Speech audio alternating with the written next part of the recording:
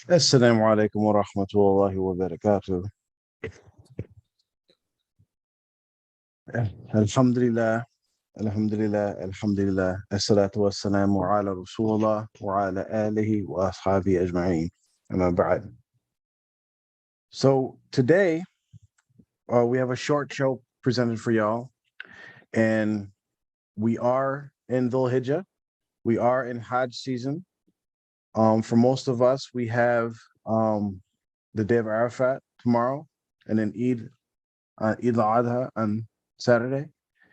And I just wanted to point out a quick few reminders for ourselves of some benefits we can get from this Hajj season or any Hajj season. And Hajj is primarily about recognizing and remembering one individual, and that's Prophet Ibrahim alayhi salam. And all the Hajj rites, all the rituals relate to Ibrahim alayhi salam in some form. I mean, you can go to the Kaaba itself was built by Ibrahim alayhi salam and his son Ishmael. We could talk about, the Sa'i. That means, the going back and forth between Safa and Marwa, which was done by his wife Hadra when she was looking for water or looking for someone to help because she needed to feed her son Ishmael alayhi salam. We recreate that situation. Even the sacrifice, the Qurbani. This is a reflection of Ibrahim alayhi salam was ordered to sacrifice his son by Allah. So we do this as well. And even like the throwing the stones. This is when Ibrahim alayhi salam and Ishmael were walking up the mountain, and Shaitan was trying to convince Ibrahim alayhi salam not to do the sacrifice. And Ibrahim alayhi salam was throwing stones at him. We even mimic that. So it's a good reminder to look at Ibrahim and his life. And there's so many different stories. There's so many incidents that we can draw from to learn and improve ourselves and get motivation to improve ourselves in our religion. And specifically in the context of spiritual abuse, trying to escape from deviant cults, deviant sects in Islam. Ibrahim alayhi salam was all about Tawheed, all about Tawheed. And we can talk about the story where he broke the idols. We can talk about the story where he was calling his own father away from shirk to the straight path of Islam, to Tawheed. Allah says about Ibrahim alayhi salam in the Holy Quran, and there's lots of ayats about Ibrahim alayhi salam. But the one ayat in Surah Nahl, ayat 120, Allah says, indeed, Ibrahim alayhi salam was a nation obedient to Allah. So Ibrahim alayhi salam is referred to as a nation, right? By himself. By himself, he's referred to as a nation. And he's also referred to as the title of Hanif, which means someone who follows monotheistic, true monotheism, not the type of monotheism that people say, oh, I believe in one God, but I also believe God has parts, or God has sons or daughters. Gods have, lights of Noor that walk around in the earth, or sultans. Pure monotheism. Allah is one. And Allah clarifies that he was not one of the polytheists, right? Mushriks. He was not one. He was not the mushrikeen. So during this time, when we're going through Hajj, when we get to the Eid, and we're going to hear the khutbahs, we're going to hear the different reminders that go on. We're going to hear the lectures. We're going to see the posts that go around and remind us about these different things. Try to take these reminders and implement them in our lives, right? Let's just not use it as story time. Let's take the lessons from it and try our best to be, as much as we can, like Ibrahim alayhi salam, to turn away from falsehood, even if against our own family, our own parents, to try to speak the truth no matter what, even if it goes against, it might mess up our relationships. Ibrahim alayhi salam's father tried to cut him off, said, don't talk to me again. And this is all in the Holy Quran. But he cared enough about his family and his father to try to guide him to the straight path. So with ourselves, with our experience and our histories of belonging in cults, trying to escape cults. Some of us are on the fence. Some of us don't know what's right or left. Turn to the truth, turn to Allah, and trust in Allah. That's the big thing. Trust in Allah, that when you turn to him and you do your best to try to obey him, that he's going to take care of your situation. There's a lot of people that are stuck in their situations because they don't want to lose their house. They don't want to lose their parents. They don't want to lose their wife or husband. They don't want to lose their family and friends. They want to keep going to certain functions and have the social life and all these different things that come with being involved in these certain cult communities. And so this presents a fear. This is Shaitan putting these worldly things in front of you and preventing you from turning to Allah. So trust in Allah and do what you know you have to do to follow the straight path of Islam, and try to get those that you actually love and care about to follow the straight path as well. So that's the reminder I have for you guys. And I'll turn it over to Amr, who can talk briefly about what we're going to cover in today's show. Shukran Jaffer for that lovely introduction, reminding us the importance of the Eid and Prophet Ibrahim and all the things of that nature. So I just have a few announcements. So as Jaffer mentioned, this will be a shorter show. It'll probably be about 30 minutes tops, inshallah. That's our plan. I'm happy to announce that R2F, we are sponsoring a call for Qurbani overseas, inshallah. If you'd like to help donate or be a part of that, then you can email R2F at r2.fitrah.org. Sorry. And then I want to make note of tomorrow being the 9th day of the Hijjah, which is one of the more important days in the year. You should fast on this day if you can. The 9th day of the Hijjah in an authentic hadith, right? I believe this is in Bukhari and Muslim, where the Prophet Muhammad ﷺ says, narrated by Abu Qatada al-Ansari, fasting the day of Arafat is an expiation for the preceding year and the following year. So it's one of those days where you want to take advantage of, because it's only once a year, and the benefit is tremendous for you as a Muslim to have the preceding year. That means last year. So 2021, everything we did, and 2023, all of that's gone basically, right? There's like no bad you can do because that is all erased, alhamdulillah. So take advantage of that. That'll be the day before Eid. Eid for most people will be on Saturday. Saturday will be the 9th. So most people will celebrate on Saturday. If you're not, then celebrate Eid whenever Eid is for you. But inshallah, everyone has a good Eid. Eid will be on the 9th of Saturday. And I have to clarify a few things. So last week, we formally announced the R2F event. The R2F event is not 3 days. It's only 1 day. It is August 13th from 2 to 7 p.m. It is going to be at the El Medina School in Richmond. Your kids are welcome to come. It is a school by the name of it. It's a school. So kids are welcome to come. There's plenty of things for kids to do. Kids get in for free, but adults, it's $20 per adult. That goes for myself, Jaffer, and Mubarak. We're all paying to enter. It's not just like, oh, well, the host gets to get it for free. No, we're still paying for this. The proceeds go towards having the venue, right? Because you have to pay for the venue and for the catering. And we have a few guest speakers lined up, inshallah, that we're hoping to be able to give them something to come out and speak at the R2F event. And let's see. Once again, this will be a short show, so please ask questions. We're going to have a short Q&A today, maybe just open conversation about a few things. And then inshallah, Mubarak will close us out. That is all. Thank you.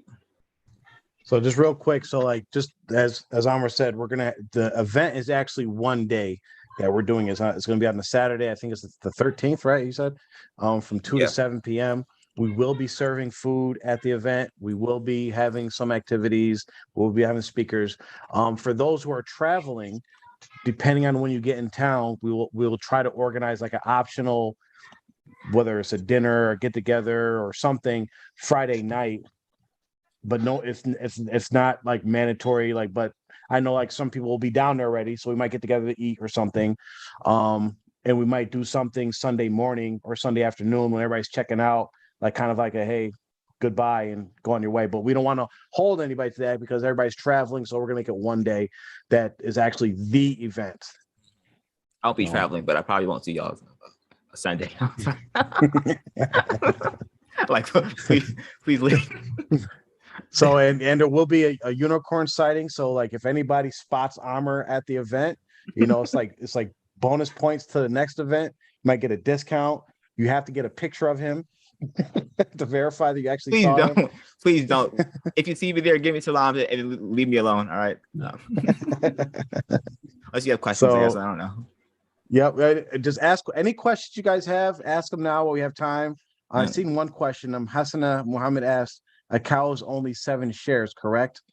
I don't know. Mark probably the best one to answer. I'm not sure how that works. Yeah, I do believe that a cow, like up to 7 families can participate in one cow.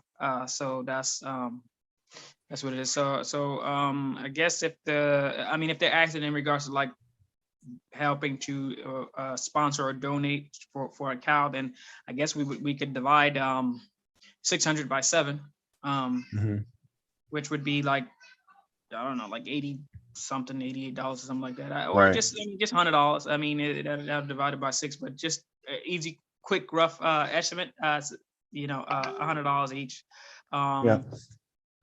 would do it. But we've already done one. I mean, we can do more if we get the donation. Or it doesn't have to be a cow. It could be a sheep or a goat. That's 120, I believe. That would be one family. We could do that. There's plenty of things. But something that came to mind as I was listening to your khutbah, Jafar, was I was trying to think of when the first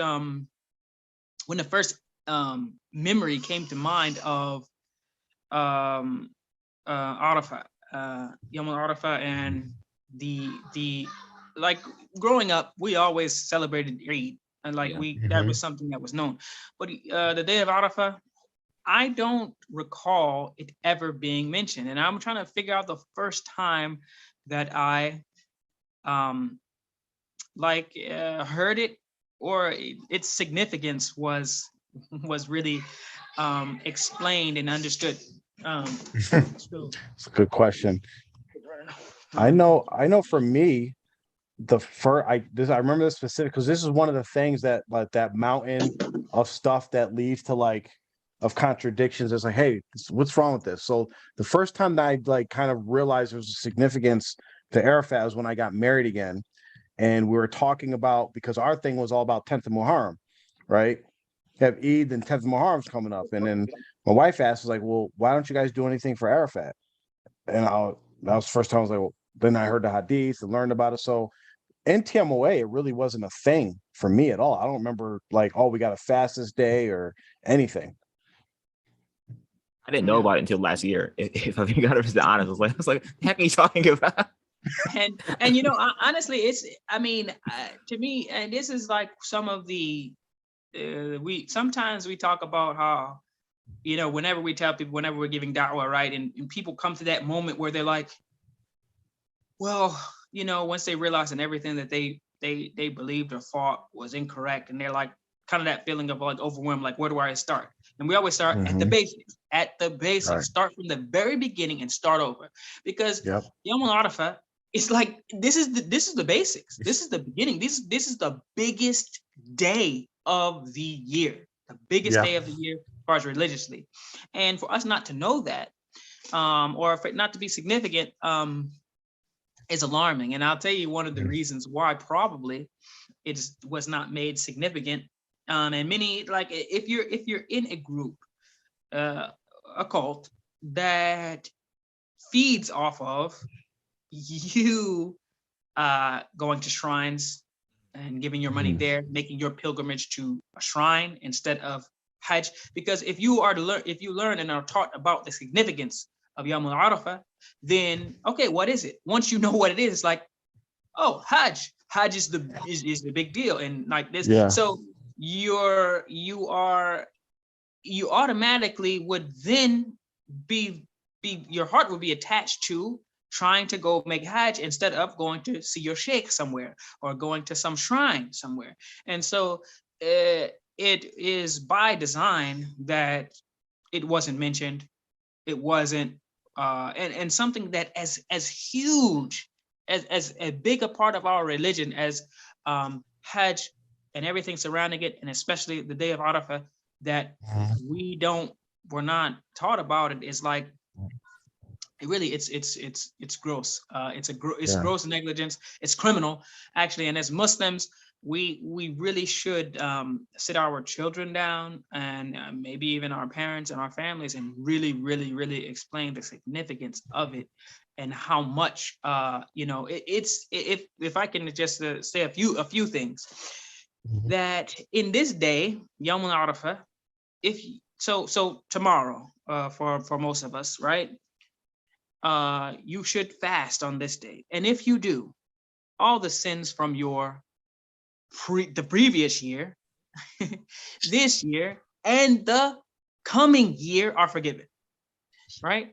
So, I mean, it's like a get out of jail free card of types. It's like just like a wild card, really. I mean, it's not like it's up there in significance with Laylatul Qadr, right? Everybody looks for Laylatul Qadr in Ramadan, right?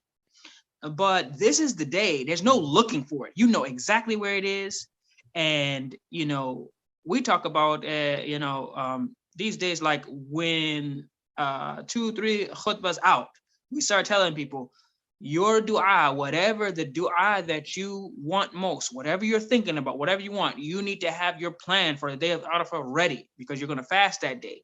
And then that day is the strongest day, the highest likelihood, if Allah is going to answer your dua and give you what you want, it's that day. Okay, so the duas that you want to make, you should make dua all the time. But for this day, Yawm al-Arafah, it should be it should be intense. You should be in the day. You should be making dua. You should be making dua this whole day, and you should be fasting this day and asking Allah to accept your ibadah, and really asking for what you want. It is like it's the most significant day of the year. And these days, the first 10 days, even though we probably should have done the show on this last week, because the 10 days of Dhul Hijjah, the first 10 days of Dhul Hijjah, these are the best days of the year, better than Ramadan. The best days in the nights of Ramadan are the best nights, but the days, the best days of the entire year are the days of Dhul Hijjah, first 10 days of Dhul Hijjah. And the best day, Yawm al-Arafah, Allah forgives all the sins. He forgives your sins the previous year, this year, and next year. Of course, there has to be sincerity there. You have to be fasting for Allah. You have to be doing it for Allah, and you have to be, sincere, and you're trying to avoid sins. And Allah is going to wipe everything out that you did past year, this year, and next year. So if you're really strong in observing the days of Allah in the first 10 days of Dhul Hijjah, increasing in your charity, increasing in your ibadah, increasing in your fasting, and Yawm al-Arafah, you're coming every year, that means you have a cushion the year before, this year, and year after. So you're just kind of moving along every year with, Allah just wiping out everything. It's like you got a bodyguard just moving everything and everyone out of the way before you, behind you, and you are protected.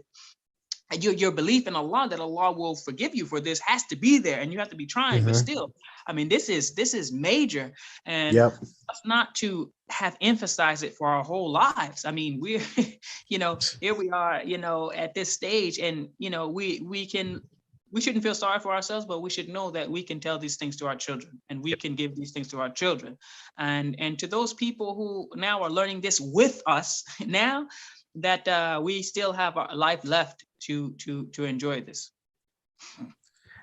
I think, because like I believe it's a hadith, you can correct me if I'm wrong, but like the best nights are the last 10 nights of Ramadan. The best days are the 10 days of Dhul Hijjah.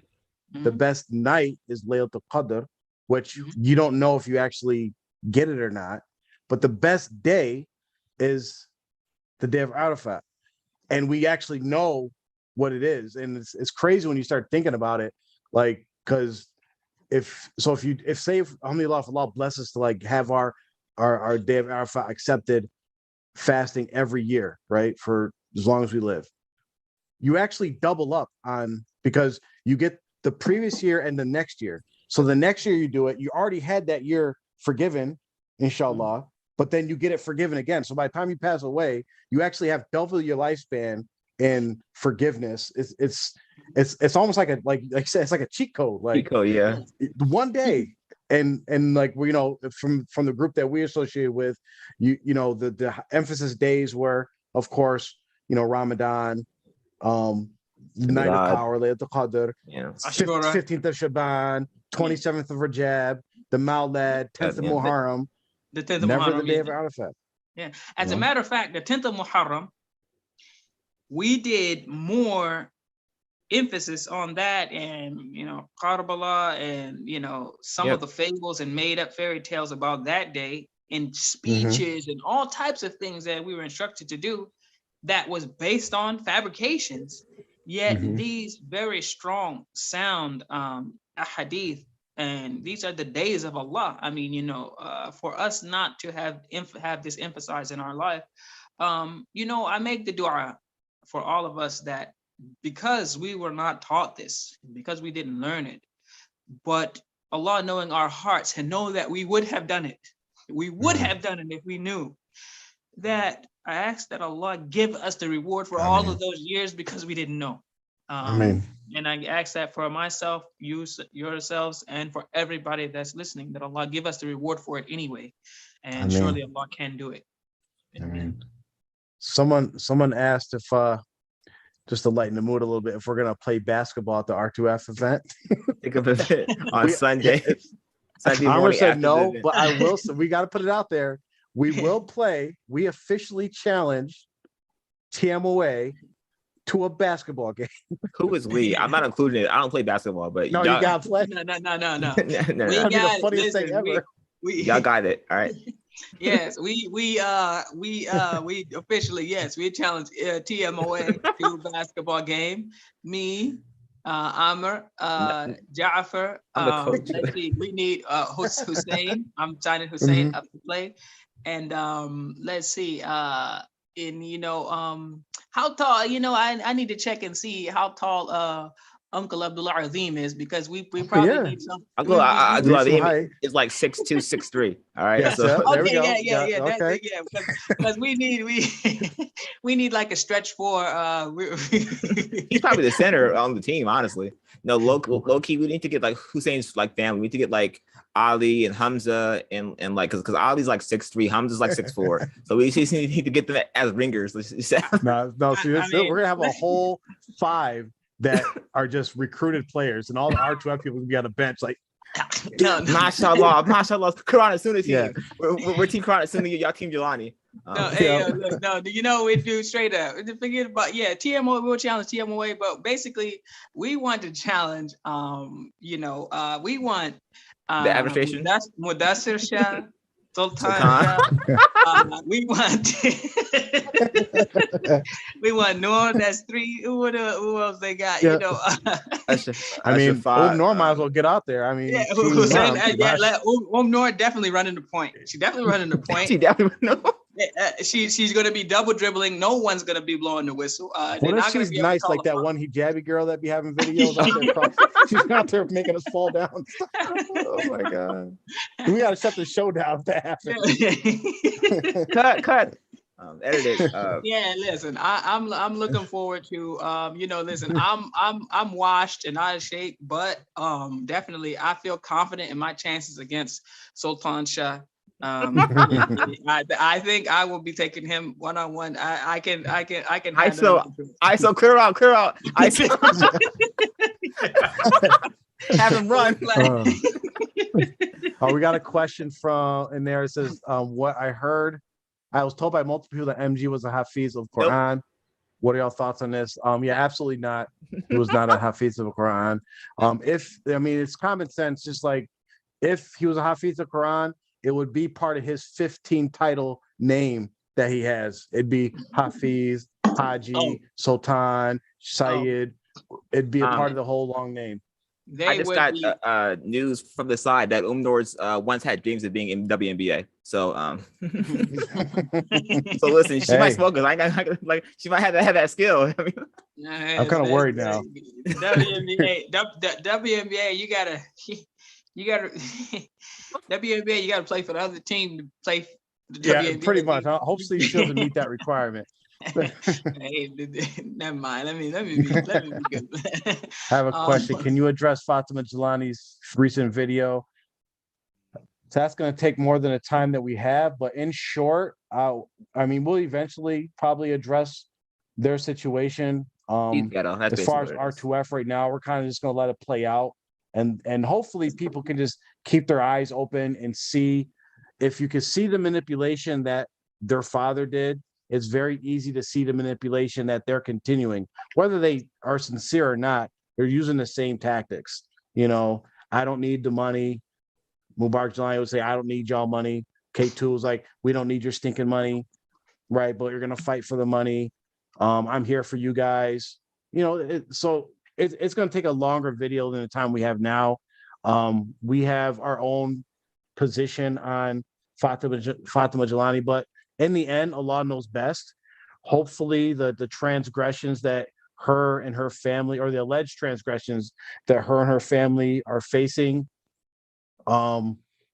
helps open up their eyes to the truth of the situation in Tiamoe and the truth of their father, and Allah knows best. So we can't just leave it at that. We may address it in the future, or we may not. You know, it's kind of just a messy, straight up situation that we've already been talking about this whole money battle for over a year now.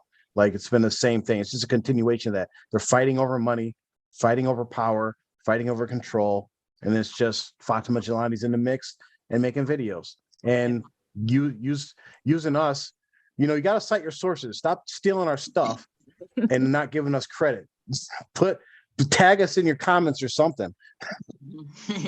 Yes, I mean, at least, I mean, I think that's appropriate. But still, you know what? I mean, what do they say? And then, you know, I'm not gonna get into that, man. Yeah. You know, because honestly, they, you know, I mean, they get enough of our time as it is. I mean, hopefully that if they use any of our content or material, or either explicitly or you know, in any way, if it helps with the da'wah, we're cool with it. We're not definitely, we're not gonna make a big deal about it and be like, hey, we're definitely not gonna do a copyright claim and to try to get a copyright strike. Forgot about that. Videos. like hysterical TMOA hysterical events did. Yeah. But issue a cease and desist. You know, we ain't gonna do none of that. But alhamdulillah. Anything else we need to wrap it up? Touch on? Nope, I think we're good. Okay, so alhamdulillah rabbil alameen. So the Dhul Hijjah, Hajj, and Yawm al-Arafah, it's in these days, it has a lot to do with Ibrahim alayhi salam and how he set the foundation, literally, as in built the al-Kaaba, the foundation, the first house of Allah, the first house that was built, you know, for the worship of Allah. And so we should encourage ourselves, our families especially, to remember Ibrahim alayhi salam in these days. I really wish we would have done it. Some started this. Actually, we probably should have been doing it the whole month, but that's under the water under the bridge now.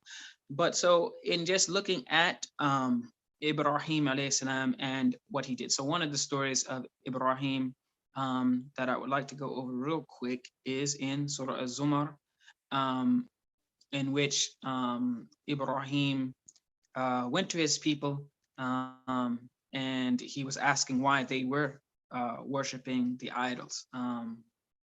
And he broke the idols. We kind of know the story. I hope we know the story. I can't assume. So he went and he there's many instances where he was, you know, disputing or giving da'wah to his father, but he went to his people. He broke their idols. They decided they wanted to kill him because of him breaking the idols and saying the big one did it. And so I'm going to kind of skip down to the point where after he was saved from the fire, just due to time. But after he was saved from the fire, what he did, after that, after he broke the idols and everything, and then he basically like decided that after he tried to give da'wah to his people, he tried to give the da'wah to his people, but they didn't take heed, and they tried to kill him. Allah saved him, and then he's like, I'm out, basically. So what does Ibrahim alayhi salam said? He said, "Qala inni dhahibun ila rabbi sayahdin." So he said, I am leaving in obedience to my Lord, and my Lord will guide me. So he did all he could do, and then he went, and he asked Allah. And in remembrance and observance of Yawm al-Arafah, one of the best things to do is to make dua. And what did he ask Allah for? Rabbi habli min as-salihin. Give me one of the righteous from among the righteous. And he's asking for a righteous son. And this was, of course, Ismail alayhi salam, the first son that he had. فَبَشَّرْنَاهُ بِغُلَامٍ حَلِيمٍ. And Allah gave him a forbearing son, a patient, forbearing son. And then when Ismail alayhi salam reached the age where he could, the tafsir says, where he was old enough to work with his father. He wasn't a grown man. He wasn't a boy. He was old enough to kind of, like help his father in whatever he needed to do. So we were looking at like maybe somewhere between 13, 14, so he's a man, or he's a strong enough boy to do whatever his father is doing. Maybe not as well, maybe not as strong, but he can walk and help with his father. And so basically the translation is that when the boy reached the age to work with Ibrahim alayhi salam, he said, "Oh, my dear son, I have seen in a dream that I must sacrifice you. So tell me, what do you think?" And the son, Ismail alayhi salam, said, "My dear father, do as you are commanded. Allah, inshallah, you will find me min as-sabirin, of the steadfast." And so Ibrahim alayhi salam spent his whole life basically without children, wanting a son. He asked Allah for a son after he did something tremendous for the sake of Allah, and was tested and tried, and was thrown into a fire, and Allah saved him from that. Then he said, I'm out, I'm leaving you people, and Allah is going to guide me. And the thing that he asked for, hoping for the reward of Allah for his efforts, was a son, and Allah gave him that son. And he loved this son so much to the point where he raised him up, and he was strong enough to work with his father. And for those of us that have the children, and the father that has the sons, and how much you love your sons, and you when they are to an age, they're looking like you, they're talking like you, and they're working with you, it's the most beautiful thing. And this is the age in which he was at. And then Allah is giving him the dreams, and he is telling his son that Allah has commanded me to kill you. What do you think? And the son, and this is the impact of the father on the child, and how he raised him. Think about this. Ibrahim alayhi salam, a messenger, a prophet of Allah, is raising his son one-on-one. He has one child, and he's raising him one-on-one, face-to-face, nose-to-nose, shoulder-to-shoulder every day. And this is the type of son that he produced, where the son says, do whatever you're commanded, you will find me min as-sabirin. Okay? And so this is a very high target to try to hit as fathers and as for our sons. And we all, if you are a father, then you are the son of someone. Some of us don't have the opportunity to honor and respect our fathers in the way that maybe we should, but let's take advantage of what we do have with our sons, and train our sons and raise our sons to be like this, so that they in turn will raise their sons in this way, and that their sons are obedient to their fathers, and their fathers are teaching them Islam, and they are ready to do whatever it takes for the cause of Allah, and to help with the deen of al-Islam. So he says to his father, I'm ready for whatever. And Allah says that when they both submitted their will to Allah, and Ibrahim alayhi salam laid him on his side, on his forehead for sacrifice. So Ibrahim alayhi salam laid his son face down. to sacrifice him because he didn't want to see his face. And then Allah says he called out the Ibrahim, and instead he replaced it with a ram. And this was when Allah says inna hadha lahu al-bala'ul mubin, this was the biggest test on him for both of them. It was a huge test, and they passed this test. Alhamdulillah Rabbil Alameen. And so and he says Ibrahim وَتَرَكْنَا عَلَيْهِ فِي الْآخِرِينَ, and made him honorable, mentioned amongst all the nations. And we are still here today, hundreds, thousands of years later. We are remembering and honoring Ibrahim and Ismail and everyone that has come from them, including our the last and final messenger, our messenger Rasulullah sallallahu alaihi wasallam, who comes from the lineage of Ismail. And this is the type of pedigree that he comes from and that we are hoping to emulate. So this is just a taste of the legacy of Ibrahim, and some of the stories and the context surrounding Hajj, and surrounding Yawm al-Arafah, and surrounding the 10 days of Dhul Hijjah, and all these things, why we sacrifice an animal, because an animal, a ram, was put in place, and Ibrahim did the sacrifice for that instead. So all these things are connected. Take the time, take the opportunity to really to talk with your families and discuss these things with your families, so that they can know and feel this, and try to, in some small way, also live up to this very high status and mark that the example of Ibrahim and Ismail have left for us. With that, we will just recite these ayahs, inshallah, and then we will close out. So, أعوذ بالله من الشيطان الرجيم بسم الله الرحمن الرحيم.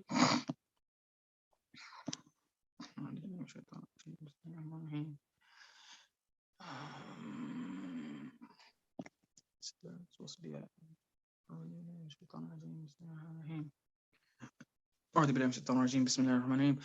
وقال إني ذاهب إلى ربي سيهدين رب هب لي من الصالحين